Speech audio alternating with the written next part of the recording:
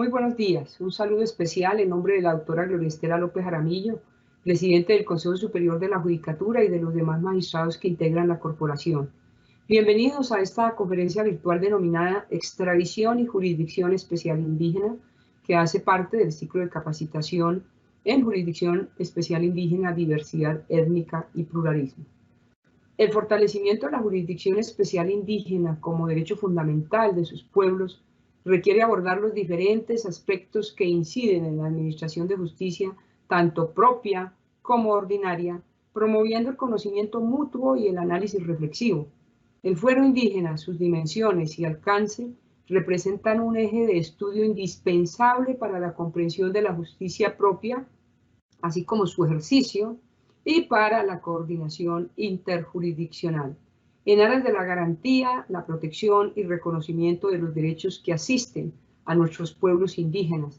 Y en ese escenario, la conferencia de hoy tiene como propósito reflexionar frente a la figura de la extradición a partir del análisis de la jurisprudencia de la Corte Suprema de Justicia sobre esa materia, concretamente la Sala de Casación Penal de la Corte Suprema de Justicia. El día de hoy tenemos el gusto de contar con la doctora Sandra Elena Portilla Costaín, abogada de la Universidad del Cauca, máster en Derecho Constitucional de la Universidad Andina Simón Bolívar de la Comunidad Andina de Naciones y especialista en Derecho Penal y Probatorio. Es docente universitaria de especialización y maestría, formadora de nuestra Escuela Judicial y actualmente se desempeña como magistrada auxiliar de la Sala de Casación Penal de la Corte Suprema de Justicia. Tan pronto finalice la exposición, nuestra formadora invitada dará respuesta a algunas de las preguntas formuladas a través del chat de participación. Igualmente, las inquietudes técnicas sobre conexión, registro y evaluación que puedan surgir durante esta actividad académica, con mucho gusto serán atendidas por nuestro grupo de apoyo de la Escuela Judicial. Doctora Sandra Elena, es un gusto tenerla nuevamente con nosotros. Bienvenida. Tiene el uso de la palabra. Muchas gracias, doctora Marilucero Novoa, directora de la Escuela Judicial Rodrigo Lara Bonilla. Hago un extensivo saludo a la doctora Gloria Estela López Jaramillo, presidente del Consejo Superior de la Judicatura, así como a todos los servidores judiciales vinculados a esta videoconferencia, a jueces, fiscales, representantes del Ministerio Público y, por supuesto, a nuestras autoridades indígenas de Colombia, miembros de las comunidades indígenas. Muy bienvenidos. El día de hoy, la intención es tratar el tema de la extradición y su relación con la Jurisdicción Especial Indígena. En ese propósito, iniciar una fase de conceptualización muy básica, donde hablaremos de los factores de competencia, del concepto de extradición, del concepto del principio de non bis in idem, y luego descenderemos a unos casos tratados por la Corte Suprema de Justicia al resolver sobre casos de extradición, y finalmente me referiré a los mecanismos de defensa que tienen las personas en el ámbito de la extradición. Para ese fin voy a compartir una presentación. Bueno, como les comentaba, el fin de esta capacitación es hablar sobre la extradición y la relación que existe con la Jurisdicción Especial Indígena. Para empezar, hablemos de ese reconocimiento de la Jurisdicción Especial Indígena. En la Carta Política tenemos un catálogo inmenso de normas que establecen la protección de los derechos de las comunidades indígenas, de los pueblos ancestrales.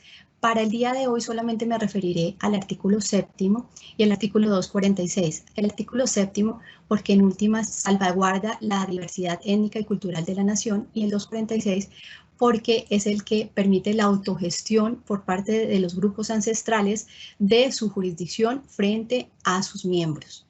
Este reconocimiento constitucional también está planteado en normas supraconstitucionales que igual hacen parte del bloque de constitucionalidad. Así tenemos el convenio 169 de la OIT, que protege los métodos de represión empleados por las comunidades indígenas, pero siempre y cuando sean los que ellos han aplicado tradicionalmente en sus culturas. Pero esos métodos tienen que estar alineados con los del sistema jurídico nacional, asimismo, claro, en sus mínimos contenidos y con los derechos humanos internacionalmente protegidos. Asimismo, está la Declaración Universal de los Derechos de los Pueblos Indígenas. En su artículo 8 se establece el derecho que tienen las comunidades indígenas a adoptar sus decisiones y también a escoger quiénes son las personas que tienen en su comunidad que aplicar esas decisiones. Ese reconocimiento no es problemático en sí mismo.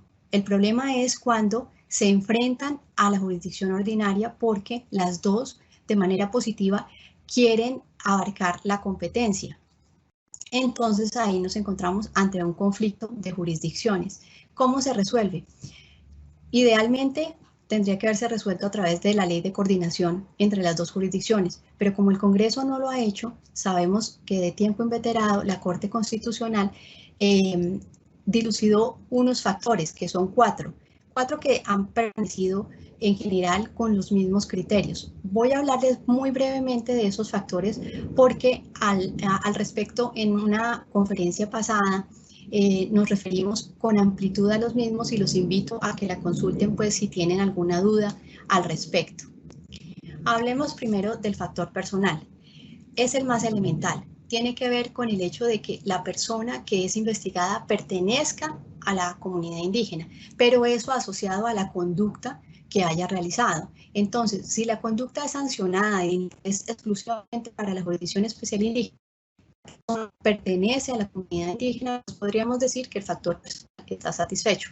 Ahora, si la conducta es de interés solamente de la jurisdicción ordinaria, pues le corresponderá a la jurisdicción ordinaria, así la persona sea indígena.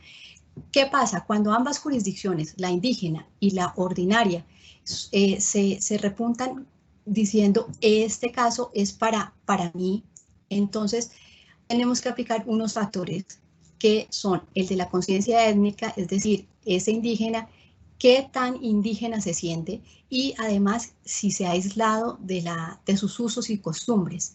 Porque si es un indígena, nació indígena, creció indígena, pero luego dejó de practicar sus usos y costumbres, no podríamos decir que esa persona todavía tiene la autodeterminación de indígena para considerarlo como tal, como en su fuero indígena. El segundo factor es el factor territorial. En el factor territorial tenemos que, es lo más simple, si la conducta es cometida dentro del territorio indígena, pues se habrá cumplido el factor territorial. Pero hay unos casos excepcionales en que por alguna circunstancia el indígena ha salido de su territorio y la comisión del delito se reputa en ese territorio extraño al de la jurisdicción propiamente indígena.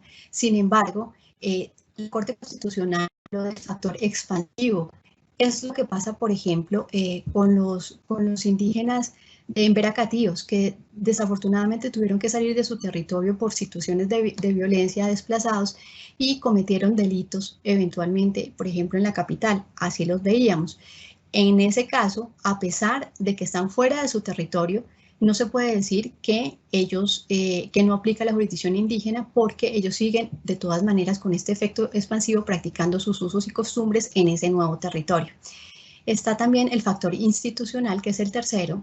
Este factor institucional es el más importante en últimas. ¿Por qué? Porque implica que exista un sistema de derecho propio, pero ese sistema de derecho propio que tiene que tener normas, autoridades que apliquen ese derecho y procedimientos, tiene que sujetarse a unos principios. El principio de predecibilidad implica que la comunidad de tiempo atrás venga sancionando ese tipo de conducta. Asimismo, que considere que esa conducta es nociva socialmente para su comunidad. Estamos hablando en ese caso del concepto genérico de nocividad social. Asimismo, tiene que cumplirse con un debido proceso en sus contenidos básicos y además se tiene que satisfacer del mismo modo los derechos de las víctimas en sus contenidos mínimos. Hablemos ahora del factor objetivo. Bueno, antes de eso hablemos del factor institucional. Frente a ese factor institucional hay unos límites. Esos límites tienen que ver con que se tiene que respetar la vida, la dignidad humana, no puede haber esclavitud, tampoco puede haber tortura ni penas perpetuas. Asimismo, se tiene que respetar el principio de legalidad. Obviamente es un principio de legalidad que para cada comunidad será diferente, tendrá matices y depende de sus reglamentos.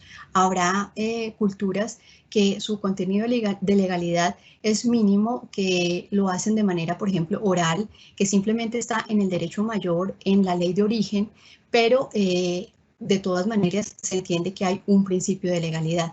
Asimismo, hay unos estándares muy básicos del debido proceso que tienen que respetarse. Está el principio de la presunción de inocencia, está el derecho de defensa que tiene que garantizarse, el principio de non bis in idem, al que nos referiremos más adelante con mayor precisión, y está el principio de proporcionalidad, es decir, que las sanciones que se impongan por las comunidades indígenas no pueden ser desproporcionadas. Ahora sí hablemos del factor objetivo, es uno de los más polémicos, y es que resulta que se basa específicamente en el bien jurídico protegido, tanto para la comunidad indígena como para la sociedad mayoritaria. Si el bien jurídico protegido, volvemos al mismo punto del personal, es solamente de la comunidad indígena, pues no hay ningún problema, se reconoce el fuero indígena. Si pertenece a la sociedad mayoritaria, será de la sociedad mayoritaria, pero si confluye en la indígena y en la sociedad mayoritaria, ahí sí tenemos que establecer. Este factor es polémico, ¿por qué? Porque frente a algunos bienes jurídicos, digamos que no hay mayor controversia, pero algunos que son muy sensibles, por ejemplo, los delitos contra los menores de edad, delitos sexuales, delitos relativos con narcotráfico, concierto para delinquir, porte de armas, este tipo de delitos que en principio serían solamente de la sociedad mayoritaria, se ha dicho que de todas maneras también pueden ser juzgados por la jurisdicción indígena bajo el concepto de umbral de nocividad creado por la Corte Constitucional.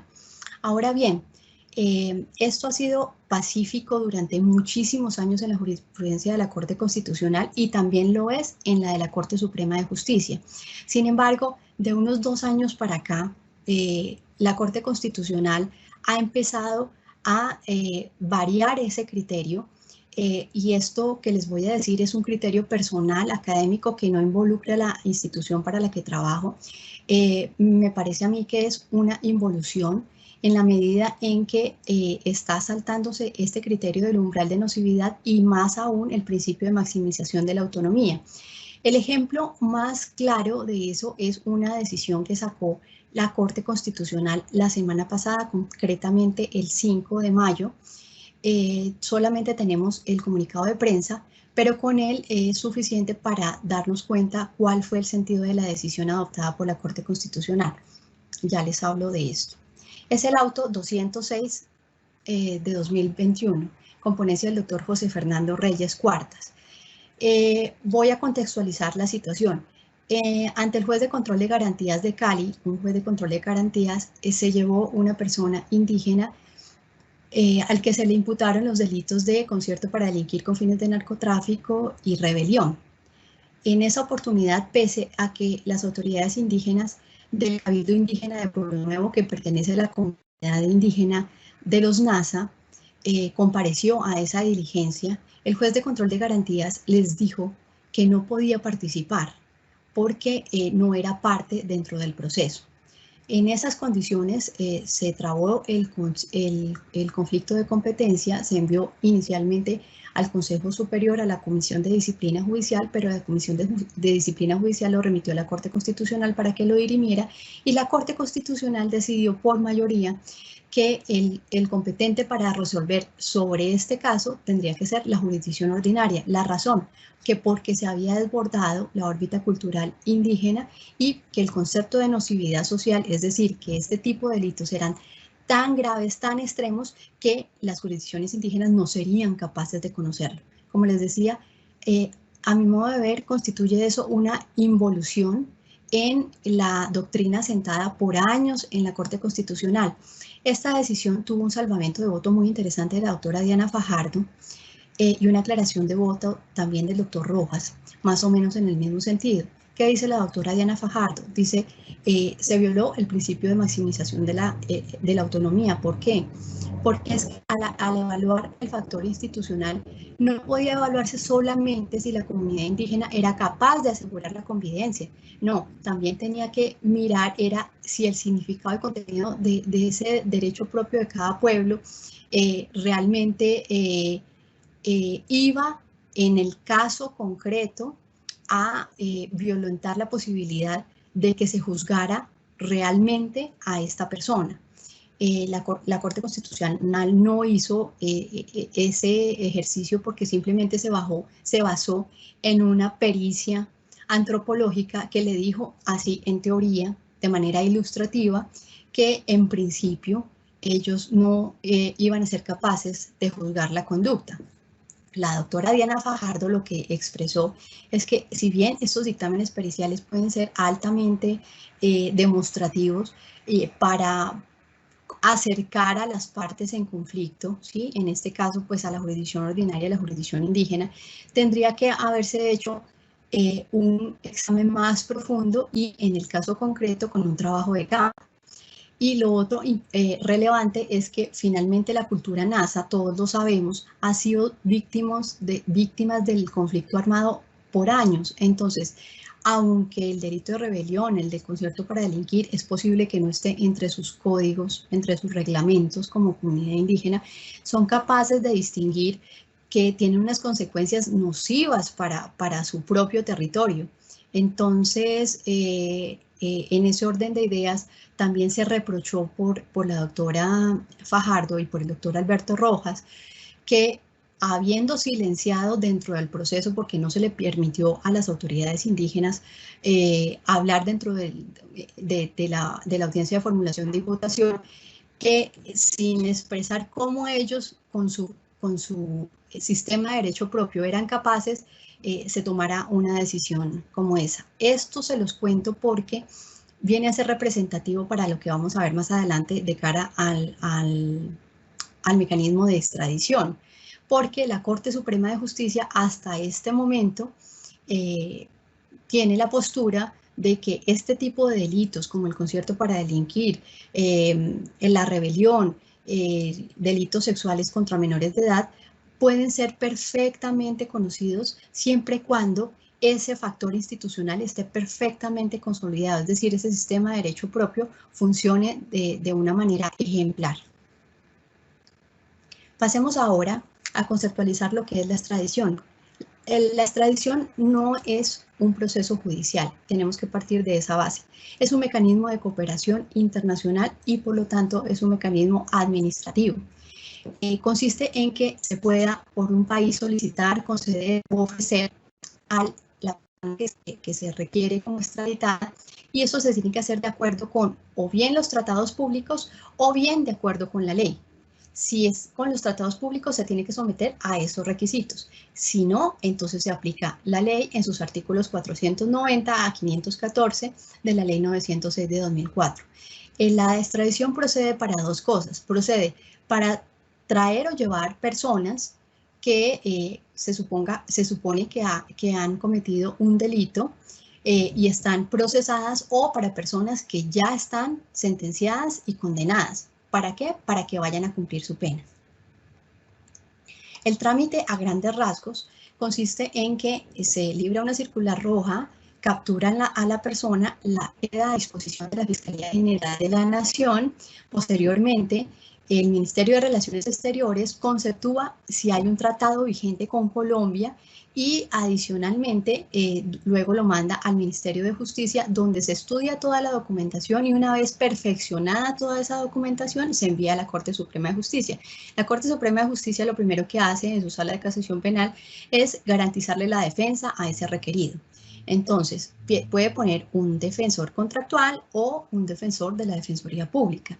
Enseguida, una vez garantizada la defensa, hay una fase probatoria donde la defensa, el Ministerio Público y la Corte de oficio, si así lo requiere, puede decretar pruebas. Luego de eso, que ya se ha solucionado esa etapa probatoria, pasamos al traslado para alegatos. En esa fase, las partes dirán si están de acuerdo o en desacuerdo con la extradición y finalmente la Corte emitirá un concepto que, como les digo, no es una decisión judicial, sino una decisión administrativa, y dirá si esa extradición solicitada por el país se puede hacer y dirá que es favorable, o que no se puede hacer y es desfavorable, pero cuando diga que es desfavorable, es vinculante para el Estado colombiano. Es decir, si la Corte Suprema de Justicia dice que no se puede extraditar, no se puede extraditar. Caso contrario, si la Corte Suprema establece que es favorable, el gobierno nacional puede reservarse el derecho de hacerlo.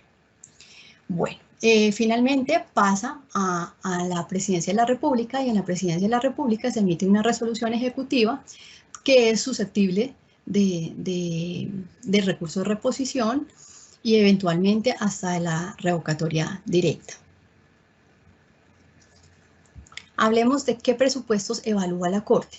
Como no es una decisión judicial, ya lo habíamos dicho, entonces tiene que dilucidar unos factores específicos. Si se trata de un tratado, pues tendrá que acogerse a esos lineamientos del tratado, pero si no, pues tiene que hacerlo conforme a la ley. Les voy a hablar conforme a la ley. Primero revisa la validez formal de la documentación. Entre ella tiene que haber llegado copia de la acusación, una dilucidación de cuáles son los rasgos característicos de la persona para poderla identificar. Tiene que haber mandado las normas del país de donde se está requiriendo a la persona para hacer la comparación. Y adicionalmente, tiene que relatar cuáles son los hechos con sus circunstancias de modo, tiempo y lugar. Asimismo, la Corte verificará si la persona que están pidiendo es la misma que está capturada. Para eso pues se hace el cotejo dactiloscópico, se mira si la persona cuando fue capturada firmó con su nombre, con su cédula de identidad. Asimismo, el principio de doble incriminación implica que se deba verificar si a la persona, si en Colombia existe un delito que sea igual o parecido por lo menos al que por el que se está pidiendo al sujeto. No necesariamente tiene que haber coincidencia en el nomen juris, es decir, en el nombre del tipo, en los elementos descriptivos del tipo tampoco, pero si se trata de una conducta que esté más o menos adecuada en la conducta de Colombia, procederá a la extradición siempre y cuando la pena no sea menor de 4 años. Tratándose de convenciones con otros países, en esos casos hay tratados que establecen que la extradición puede darse por delitos inferiores a 4 años, 2 años, 1 año, depende. Y finalmente se verifica que la decisión, es decir, la resolución de un equivalente, sea parecida a la que se dicta en el país. La extradición, ¿por qué no procede? Hay unas causales por las que no se puede extraditar a una persona. Si se trata de un delito político, no se puede. Si la conducta fue cometida en Colombia y no en el exterior, pues tampoco se puede. Si la conducta fue ejecutada antes de que el mecanismo de extradición estuviera en nuestra Constitución, que es el 17 de diciembre de 1997, pues tampoco se puede. Hay otros motivos diferentes a los establecidos en el artículo 35 de la Constitución Política que tienen que ver con la prescripción de la acción penal o de la sanción penal. Si la conducta prescribió en Colombia o prescribió en el otro país reclamante, pues no se puede extraditar. Y si la sanción penal, lo mismo, no se ha logrado que la persona comparezca a cumplir su pena durante un tiempo determinado, pues tampoco se puede extraditar. Asimismo, en el estado actual de cosas, no se puede extraditar integrantes de las FARC por el acto legislativo 01 de 2017 y finalmente tampoco se podrá extraditar por el principio de non bis in idem, al cual me referiré adelante porque nos concierne para lo que estamos estudiando aquí. Hay unos condicionamientos en caso de que la Corte resuelva favorablemente la solicitud de extradición. La persona no puede ser juzgada por un hecho diverso al que se concedió la extradición. En las mismas circunstancias, no se le pueden poner sanciones distintas a las ya impuestas por la condena por la que se reclamó. Asimismo, no se le puede imponer pena de muerte, porque si en el país se consagra la pena de muerte, en el país extranjero, ellos tienen que conmutarlo por otro tipo de sanción, puede ser por la prisión, por ejemplo. Y tampoco puede ser, obviamente, sometido a desaparición forzada, torturas, tratos crueles, inhumanos, degradantes, tampoco a la pena de destierro, a prisión perpetua o a confiscación, y también tienen que permitirle que tenga contacto con su familia. Ahora sí hablemos del principio de non bis in idem en materia de extradición. ¿Qué es el principio de non bis in idem? Pues es un principio que está relacionado estrictamente con el principio de cosa juzgada. Y es que cuando a una persona la investigan, la juzgan y dictan una sentencia y ya no hay ningún otro mecanismo a través del cual se pueda rebatir esa decisión, esa sentencia se entiende que ha cobrado ejecutoria o, como se dice también en otras esferas, ha quedado en firme. Si esa sentencia está en firme, se supone que ya por esos mismos hechos que fueron juzgados en esa oportunidad no se puede dictar otra sentencia, no se puede volver a investigar. Es un límite a la jurisdicción. Entonces, ¿qué pasa con las decisiones de la Jurisdicción Especial Indígena? ¿Son sentencias formalmente? Sí. ¿Materialmente? Sí. Pero ¿son legítimas? Eso es lo que se está preguntando la Corte Suprema de Justicia. ¿Por qué? Porque pese al reconocimiento que tienen las decisiones de la Jurisdicción Especial Indígena, se ha visto un fenómeno de eventual instrumentalización de esa jurisdicción para evitar la extradición. Entonces, de eso es lo que vamos a hablar en adelante.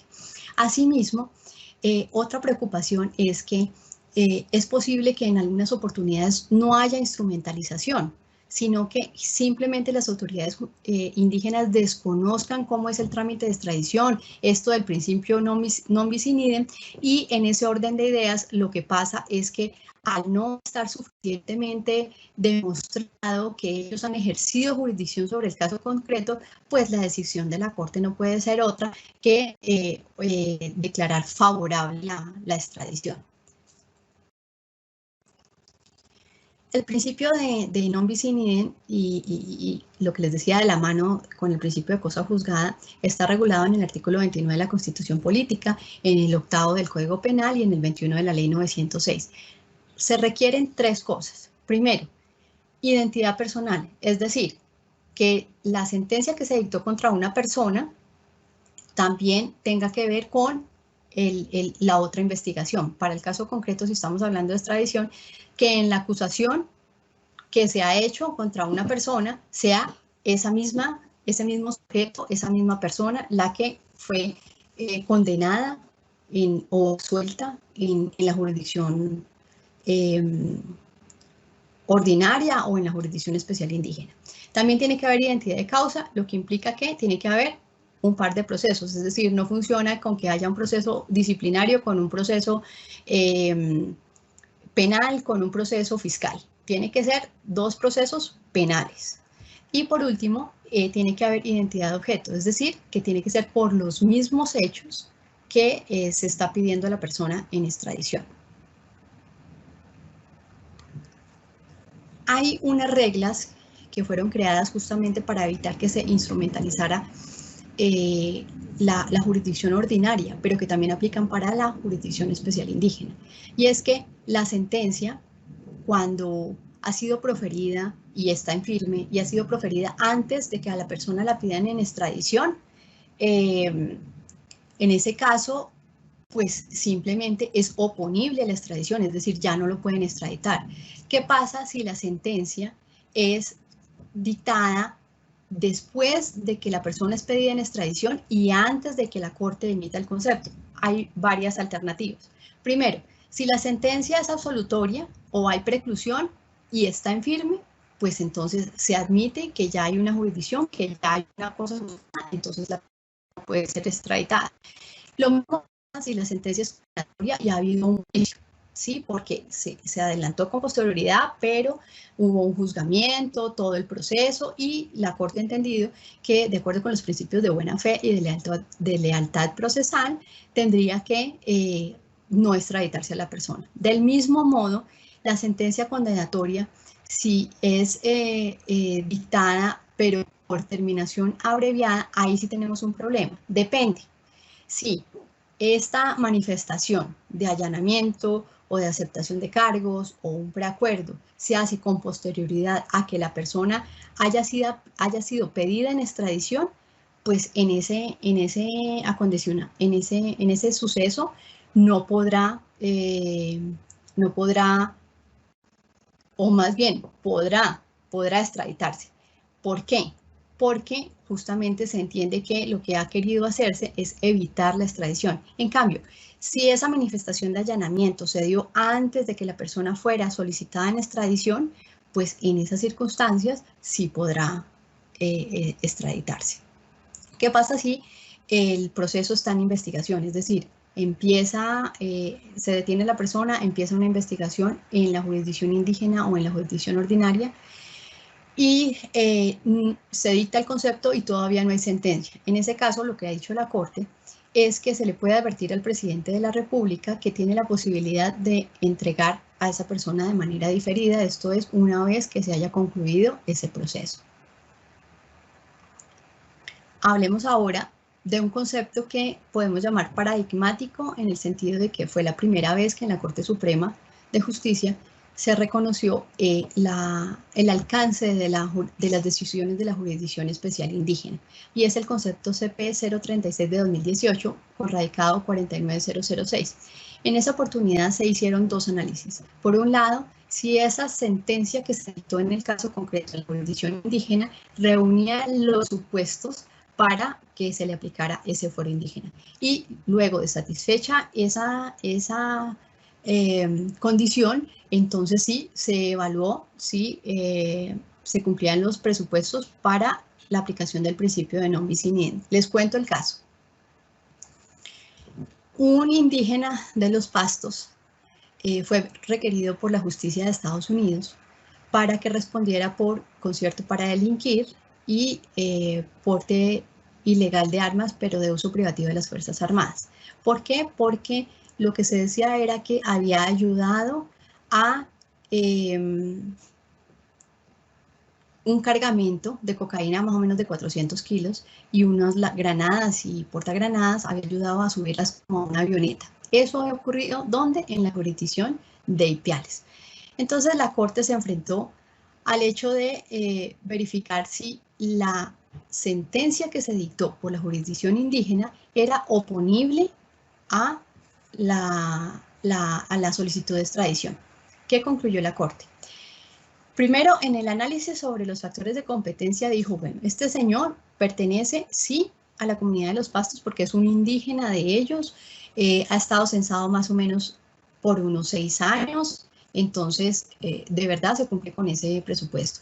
También se cumple con el presupuesto de del factor territorial porque la conducta, a pesar de que es transnacional, refiriéndonos al de tráfico de estupefacientes, materialmente empezó su ejecución en el municipio de Ipiales.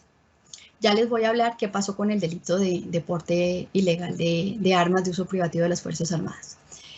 Con el institucional también se cumplió. ¿Por qué? Porque tiene un sistema de derecho propio muy consolidado, la cultura de los Pastos, donde la investigación la hace la Guardia Indígena, el procedimiento se hizo en unas mingas de pensamiento y ya la sentencia se adoptó por un conglomerado de autoridades que le dieron pues consistencia a esa sentencia. Y por último, frente al objetivo, como ya les había dicho antes, la Corte Suprema es del criterio que conductas como el concierto para delinquir, el tráfico de estupefacientes, delitos sexuales contra menores de edad, por ejemplo, sí pueden ser de conocimiento de la comunidad indígena siempre y cuando ese factor institucional que es tan importante esté bien consolidado. Entonces, dio por satisfecho la Corte que se cumplían todos los factores para establecer que se podía reconocer la legitimidad de esa sentencia. Ahora miremos qué pasa con el principio de non bis in idem.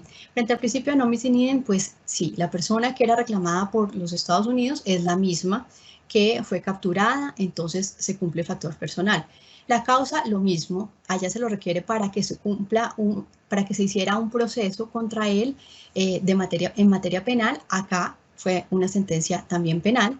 Y frente al objeto, pues eran los mismos hechos. Aquí hay que hacer un paréntesis pequeño. Resulta que no se puede pretender, dijo la Corte, que las adecuaciones típicas para quienes somos abogados implica cómo un hecho se subsume en una categoría, en un tipo penal, en un tipo de delito. Entonces, no necesariamente tiene que cumplirse exactamente esa adecuación de la cultura mayoritaria. Esta persona lo que hacía era ser una de narcotraficantes. La Corte entendió que esa condición de mandadero de narcotraficantes realizada dentro de un periodo que ellos establecieron que era el mismo de la justicia estadounidense, equivalía a los conciertos de tráfico de estupefacientes y concierto para delinquir. Ahora, ¿qué pasó con el delito de porte ilegal de armas? Frente a ese delito también se hizo un reconocimiento de la sentencia, pero no fue la misma razón por la del porte, el tráfico de estupefacientes, porque lo que se dijo en esta ocasión es que como la conducta se cometió en Colombia exclusivamente, la de cargar las granadas en una avioneta, pues esa conducta no podía ser objeto de extradición por las prohibiciones del artículo 35 de la Constitución Política de la que hablamos antes. Entonces fue un motivo distinto. Adicionalmente, esta cultura, esta comunidad indígena sancionó a este señor por lavado de delito por el que Estados Unidos no lo pidió. Y también la Corte hizo el reconocimiento de que esa sería una conducta que ya quedó sancionada.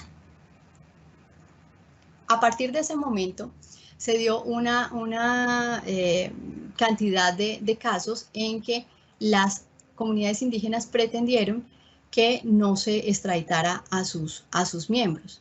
Hay ocasiones en que les asistía razón, pero había otras en que no. Vamos a ver como los 4 casos más representativos.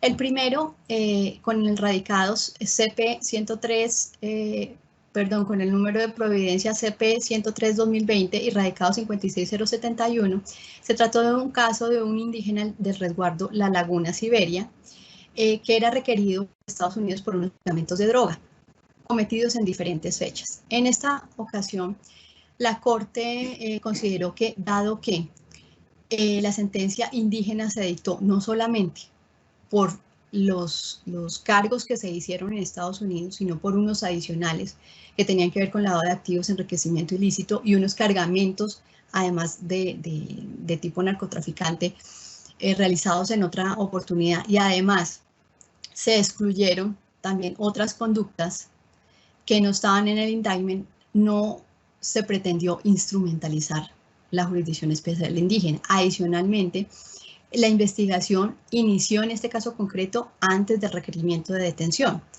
y tampoco se trató de un procedimiento express como tratando de sacar a esta persona del problema de la extradición, sino que se contó con las pruebas de la confesión misma del procesado, del requerido, y adicionalmente con otras pruebas practicadas por la comunidad indígena para llegar a la conclusión de que él era responsable de esas conductas que se le achacaban. Fue sancionado a 7 años de prisión en un centro de armonización y además ya se cumplían los otros factores de competencia. Así que en el mapa que teníamos del otro caso, tenemos que por el lado de reconocimiento de la jurisdicción indígena, en este caso particular, se cumplió con el factor personal porque se habían expedido certificaciones de su pertenencia a la comunidad indígena por parte del Ministerio del Interior, aunque no se satisfacía el hecho del factor territorial porque se había cometido en el extranjero, sí se cumplía con el institucional porque tienen un sistema de derecho propio muy elaborado y adicionalmente eran las mismas conductas por las que se estaba requiriendo en el país extranjero. Y lo mismo podemos decir del cumplimiento de los factores del non bis in idem. Era la misma persona requerida en una causa penal y por algunos de los delitos. Entonces, el concepto en este caso fue mixto. Se extraditó por unas conductas, pero no se extraditó frente a las otras. Frente a las que no se extraditó, podemos decir que la sentencia era legítima frente a esos casos concretos. Hay otros casos en los que, en cambio, la Corte encontró que se estaba instrumentalizando la jurisdicción especial indígena. ¿Por qué? Porque era un caso de un policía perteneciente al resguardo Tumburao del pueblo Nasa, que estando en el aeropuerto de Cali, se concertó para dejar pasar personas con maletas cargadas de cocaína. En ese caso, lo que conceptó la Corte es que la investigación tuvo como margen los mismos idénticos hechos que se habían puesto en la acusación del país extranjero. Y además, el juicio inició con posterioridad a la solicitud de detención preventiva. Entonces se sospechó que definitivamente lo que se pretendía era oponer una sentencia para evitar la extradición, pero sin que los hechos verdaderamente fueran realmente sancionados. Otro concepto en el que se reconoce la jurisdicción indígena, pero en todo caso el concepto fue favorable, es el de un indígena de la comunidad Huitoto, que se le acusó por concertarse con fines de narcotráfico, adquirir unas naves marítimas para el tráfico de cocaína y ubicar unos cómplices en diferentes países, Guatemala, Ecuador, Costa Rica y México. A este señor, la comunidad indígena lo encontró sí responsable porque él mismo confesó que sí trabajaba con gente de cocaína, pero lo cierto es que no se establecieron cuáles fueron los hechos. Fíjese que la comunidad no logró a la hora de sancionar a este señor que fueran exactamente los hechos por los que estaba siendo pedido. Entonces la Corte se vio en la obligación de conceptuar favorablemente su extradición. Además, lo otro es que conforme a lo que aparecía aprobado en la sentencia de la comunidad indígena, esos hechos habían ocurrido realmente en el territorio indígena, como los del primer caso que les comenté.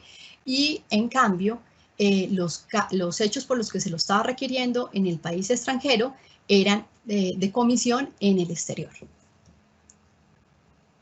Tenemos otro caso que es el concepto CP 121 de 2019 con radicado 54293. Este es un indígena Siona que también estaba acusado de narcotráfico. Realmente su vinculación era por el hecho de utilizar unas embarcaciones que eran enviadas a Centroamérica. En este caso, la sentencia del resguardo Siona lo que hizo fue decir que lo verdaderamente sancionable para ellos era que por su territorio hubieran pasado hombres armados que tenían que ver justamente con ese tráfico de estupefacientes y por llevar y traer dinero del Ecuador, lo que se asocia más como un tema de lavado de activos. Sin embargo, en el país extranjero lo estaban pidiendo era realmente por narcotráfico y concierto para delinquir. Entonces, siendo hechos distintos, pues se dice, se reconoce la parte de su jurisdicción, su sentencia en su jurisdicción indígena frente a este hecho como del lavado de activos, pero nada tiene que ver con el tráfico de estupefacientes. Y en ese orden de ideas, la opción que se estableció fue decirle al gobierno nacional: mire, usted es libre de extraditar a esta persona o de diferir la entrega hasta cuando cumpla la pena impuesta por su comunidad. Entonces, es una decisión interesante porque se reconoce a la jurisdicción indígena esa posibilidad de que sus decisiones sean salvaguardadas, así no tengan que ver necesariamente con el delito por el que fue pedido en extradición. Un último concepto que tenemos en ese rango es uno de un indígena de los Pastos que pareciera que había cometido las mismas conductas que había cometido la persona del primer concepto del que les hablé, el de ser mensajero o mandadero, pero en este caso la Corte sí dijo: mire, no se cumplen los factores porque de todas maneras son hechos distintos, y aunque el factor personal e institucional de la jurisdicción indígena están claros, pues no hay relación de coincidencia. Entonces, pues tampoco se accedió a no extraditar a esta persona. Entonces tenemos unos supuestos que permiten inferir cuándo se está instrumentalizando la jurisdicción indígena.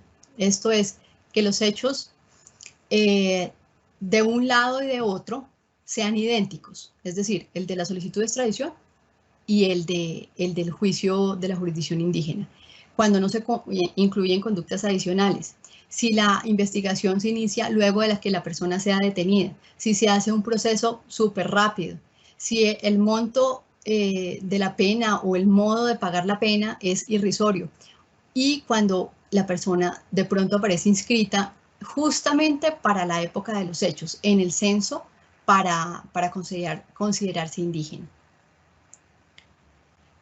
Así las cosas, lo importante es que en la Corte la defensa se ocupe de acreditar cosas como las siguientes.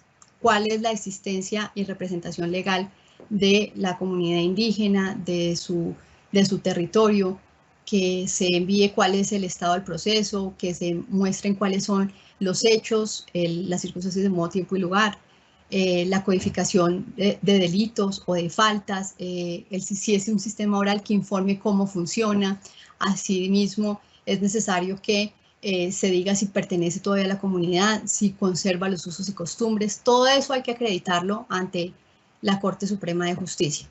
Lo último que tengo para comentarles es que hay unos mecanismos que se han venido utilizando, como son la acción de tutela y la acción de habeas corpus, para tratar eventualmente de, como les dijera, como de suplantar a la Corte Suprema en el hecho de que se juzgue o no a una persona en la comunidad indígena, o que se entienda que esa sentencia tiene legitimidad.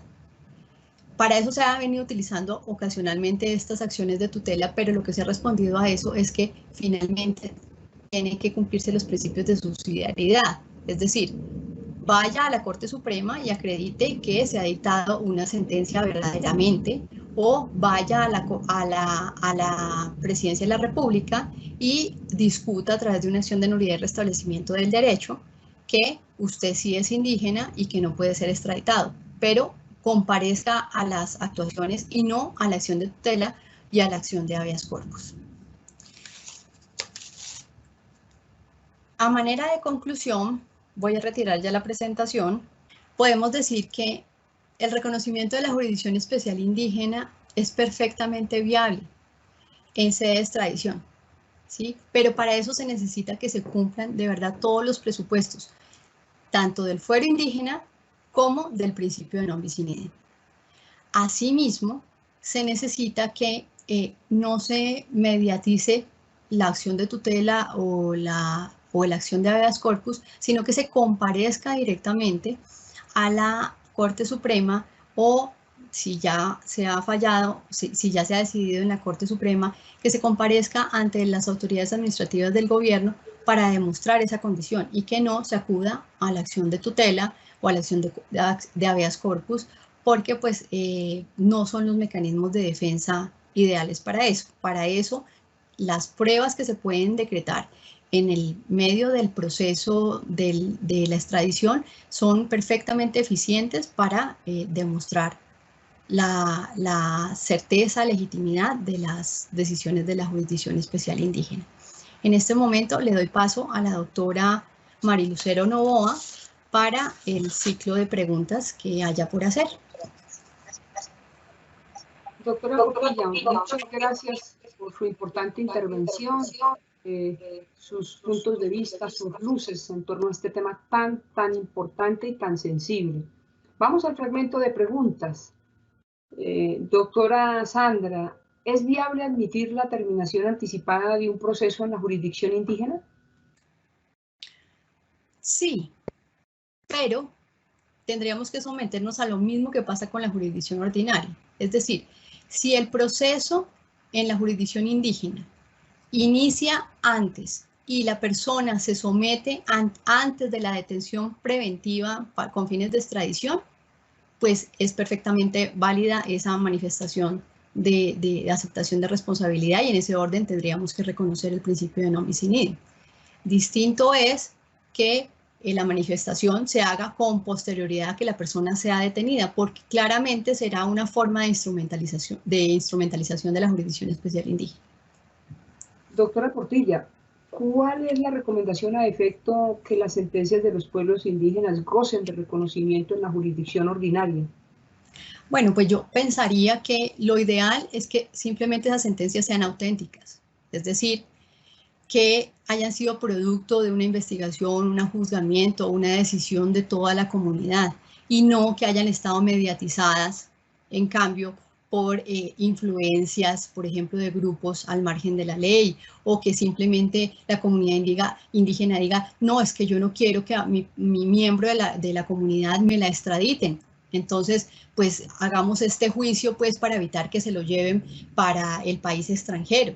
No, eso sería un fraude simplemente tanto a la jurisdicción ordinaria como a la jurisdicción extranjera que está pidiendo a esta persona.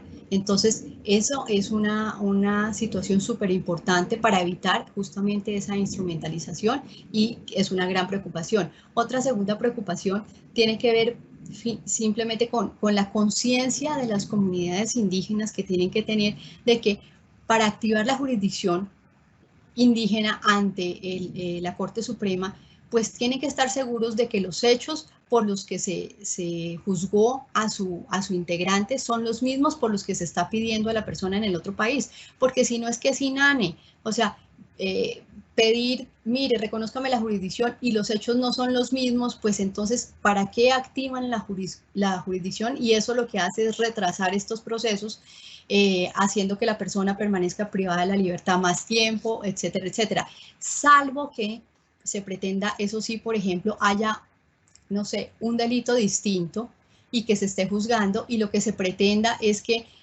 el gobierno nacional por lo menos espere a que se cumpla la sanción en la jurisdicción indígena y luego sí, diferidamente, se extradite a la persona.